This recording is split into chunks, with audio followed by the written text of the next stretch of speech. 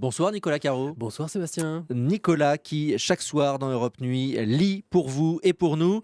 Un peu d'histoire aujourd'hui. Avec Juger la reine, le dernier livre d'Emmanuel de Varesquiel, grand historien, mais aussi, c'est pas toujours le cas avec les historiens, très bon raconteur d'histoire. Son précédent livre s'intéressait à Fouché, il a conquis des dizaines de milliers de lecteurs. Cette fois, il entre dans la tête de Marie-Antoinette au moment de son procès par le tribunal révolutionnaire du 14 au 16 octobre 1793.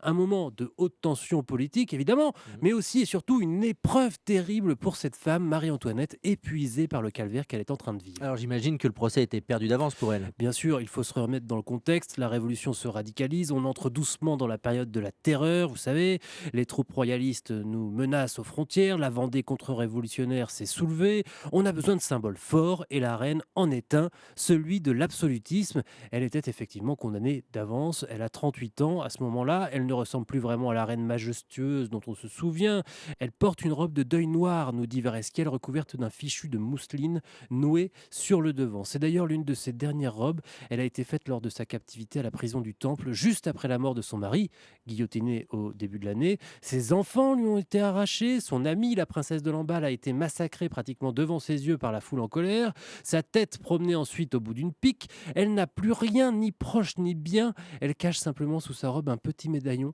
qui renferme une miniature de son fils et une boucle de ses cheveux. D'ailleurs, pendant le procès, on accuse la reine de crimes politiques, la femme pour ses goûts de luxe, mais aussi la mère. On l'humilie même en l'accusant de crimes sexuels à l'encontre de son fils. Et on fait même témoigner le petit Louis-Charles Capet. Quoi qu'elle ait pu représenter, en dehors de toute considération politique, on ne peut être qu'ému devant ce spectacle navrant. Elle sera donc guillotinée le 16 octobre. En montant sur l'échafaud, elle se serait excusée pour avoir marché par inadvertance sur le pied du bourreau.